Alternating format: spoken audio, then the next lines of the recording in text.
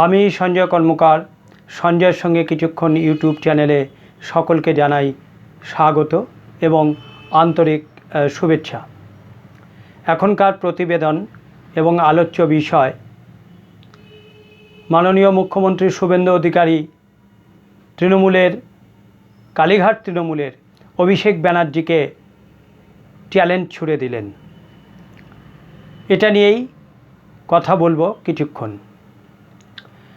গতকাল 21শে জুলাইয়ের মঞ্চে অভিষেক ব্যানার্জি বক্তব্য রাখতে গিয়ে অনেকগুলো হুমকি দিয়েছেন, হুমকির সুরে কথা বলেছেন এবং সেই সঙ্গে কুৎসিত মন্তব্য করেছেন, যা অত্যন্ত কুরুচিকর এবং শ্রুতিমধুর নয়, যার অন্তর্নিহিত অর্থ কিছু কিছু শব্দবন্ধের অন্তর্নিহিত অর্থ অত্যন্ত নিম্ন রুচিকর। যাই হোক, তিনি বিজেপির বিরুদ্ধে বিষোদ্গার করেছেন। সবথেকে মজার কথা হলো, গুলি চালিয়েছিল সিপিএম, মারা গিয়েছিল কংগ্রেস কর্মী, আর কালীঘাটের তৃণমূল নেত্রী এবং সেনাপতি আক্রমণ করলেন বিজেপিকে, কল্যাণ বন্দ্যোপাধ্যায় আক্রমণ করলেন বিজেপিকে এবং বর্তমান সরকারকে। বামফ্রন্ট সরকারের বিরুদ্ধে তাদের সেরকম কোনো কথা শোনা গেল না, বা বামপন্থী নেতাদের বিরুদ্ধে তাদের কোনো আক্রমণাত্মক কথা শোনা গেল না।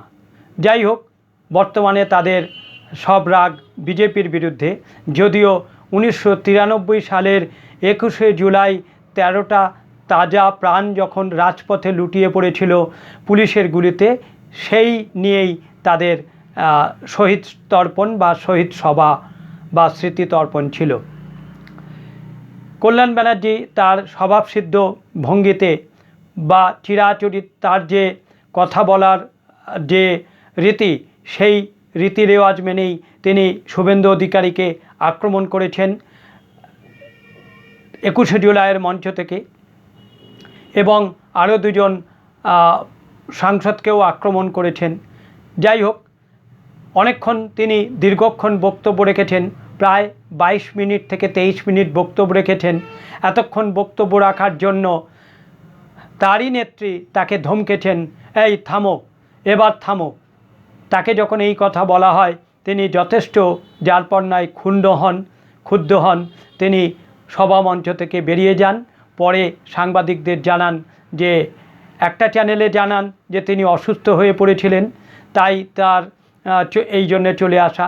আবার এক জায়গায় আরেকটা চ্যানেলে বলেছেন যে কালীঘাটের এই সূত্রগুলোই ধ্বংস করে দিচ্ছে কালীঘাটের তৃণমূলকে বা দিদির তৃণমূলকে। যাই হোক, মদন মিত্র এর আগে অভিষেক ব্যানার্জিকে আক্রমণ করেছিলেন যে তিনি একটা খুনি মানসিকতা পণ্য একজন মানুষ, তিনি সুপারি কিলার। এই নিয়েই অভিষেক ব্যানার্জি নাকি তার বিরুদ্ধে মামলা করেছে এবং 10 কোটি টাকার ক্ষতিপূরণ চেয়ে মামলা করেছে। এটা সংবাদ মাধ্যমের প্রকাশ হয়েছে। গতকালও মদন মিত্র অবশ্য অভিষেক ব্যানার্জিকে যথেষ্টভাবেই আক্রমণ করেছেন।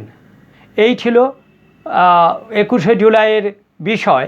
কিন্তু গতকাল সাংবাদিকরা যখন শুভেন্দু অধিকারীকে জিজ্ঞেস করেন যে মদন মিত্রকে অভিষেক ব্যানার্জি ক্ষতিপূরণের জন্য মামলা করেছেন, তখন শুভেন্দু অধিকারী বলেন যে আমি ওর কথার কোনো কাউন্টার করব না, এবং সাংবাদিকদের বলেন যে যারা অসভ্য তারা অসভ্য কথাই বলবে, যাদের যেরকম অভিরুচি তারা সেরকমই কথা বলবে।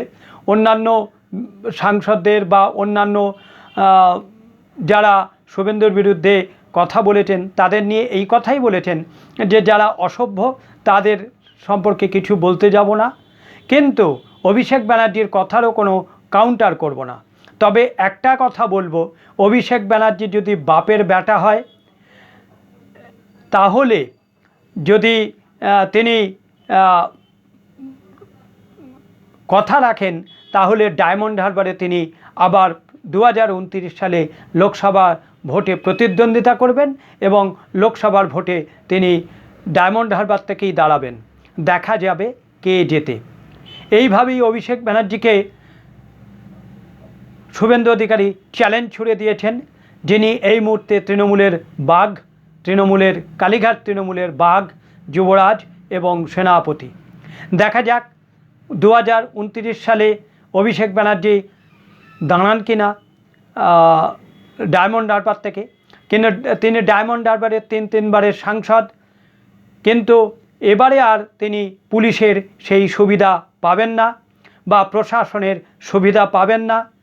সনাতনীরা সংঘবদ্ধ, হিন্দুরা এককাট্টা, হিন্দুরা আর স্ক্যাটার্ড নয়, ফলে তাকে একটা কঠিন প্রতিদ্বন্দ্বিতার সম্মুখে দাঁড়াতে হবে বা লড়াই করতে হবে, এ নিয়ে কোনো সন্দেহ নেই। গত বছর তিনি 7 লাখ ভোটে জিতেছেন।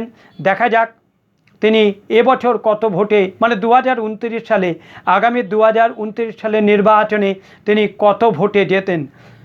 এবং তৃণমূল নেত্রী তাকে ডায়মন্ড হারবার লোকসভা কেন্দ্রে আবার পদপ্রার্থী করে কিনা বা তৃণমূলের প্রার্থী করে কিনা, সেটাও একটা লাখ টাকার প্রশ্ন। তার কারণ তৃণমূলের নেত্রী তিনি অভিষেক ব্যানার্জিকে নিশ্চয়ই একটা নিরাপদ একটা জায়গায় দাঁড় করাবার চেষ্টা করবেন, যাতে অভিষেক ব্যানার্জি জিতে আসেন বা জিতে আসতে পারেন। তিনি অভিষেক ব্যানার্জিকে প্রথম থেকেই আড়াল করেছেন, গতকাল পর্যন্ত আড়াল করেছেন।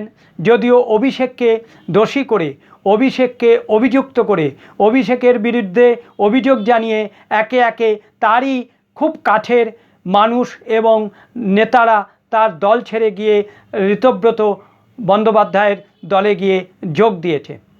ফলে যেহেতু মমতা ব্যানার্জি অভিষেক ব্যানার্জিকে একদম আড়াল করতে চাইছেন এবং তাকে আবার তিনি রাজনৈতিক মঞ্চে তাকে একটা জায়গা করে দেওয়ার চেষ্টা করতে চাইছেন বা তার রাজনৈতিক জীবন পুনরুদ্ধারের চেষ্টা করছেন, হয়তো ডায়মন্ড হারবারে দেবে কি অন্য কোনো জায়গায় দেবে, সেটা মমতা ব্যানার্জি ঠিক করবেন এবং অভিষেক ব্যানার্জিও নিশ্চয়ই ঠিক করে নেবেন।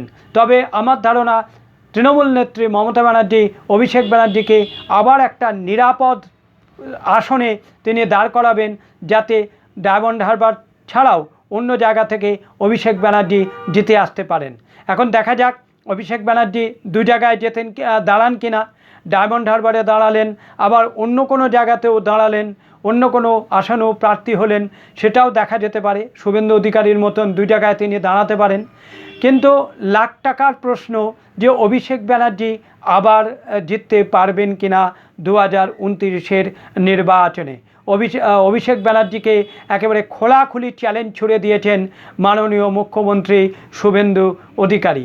এই চ্যালেঞ্জ নিশ্চয়ই অভিষেক ব্যানার্জি গ্রহণ করবে, তৃণমূল নেত্রী গ্রহণ করবে এবং পাল্টা শুভেন্দু অধিকারীকেও নিশ্চয়ই চ্যালেঞ্জ ছুড়ে দেবে তৃণমূল নেত্রী ডায়মন্ড হারবারে অভিষেক ব্যানার্জিকে প্রার্থী করে। কল্যাণ ব্যানার্জিও শ্রীরামপুরে আবার দাঁড়াবেন কিনা সেটা নিয়ে নিশ্চয়ই প্রশ্ন থাকবে এবং মহুয়া মৈত্র নদিয়াতে আবার দাঁড়াবেন কিনা এ নিয়ে যথেষ্ট প্রশ্নচিহ্ন থেকেই যায়। তবে যাই হোক, কল্যাণ বন্দ্যোপাধ্যায়, মহুয়া মৈত্র সকলকেই 2029 সালে কঠিন প্রতিদ্বন্দ্বিতার সম্মুখীন হতে হবে।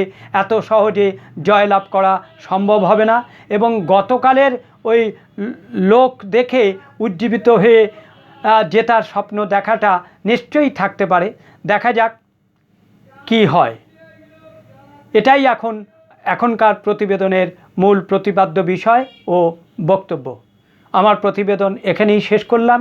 সবাই ভালো থাকবেন, সুস্থ থাকবেন ও আনন্দে থাকবেন। আমার চ্যানেলটিকে লাইক করবেন, সাবস্ক্রাইব করবেন এবং আপনাদের গুরুত্বপূর্ণ মতামত প্রদান করবেন কমেন্টস বক্সে। আমার প্রতিবেদন ভালো লাগলে অবশ্যই শেয়ার করতে ভুলবেন না। সবাই ভালো থাকবেন। নমস্কার।